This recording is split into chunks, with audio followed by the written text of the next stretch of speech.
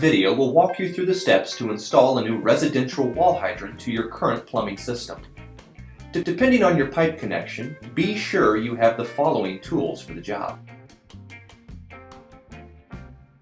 Turn off the main water supply. Drill a 1-inch hole at the desired hydrant location on your exterior wall.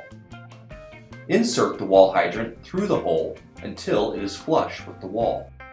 A 4-degree pitch is built into the flange to allow for proper drainage, which prevents freezing pipes in the winter. Always detach hoses and other accessories before winter. Connect the valve to the water supply on the inside of the house. Ensure the alignment is correct. To test for leaks, pressurize the system by connecting a closed-end hose and turn the water on. Check the interior connection.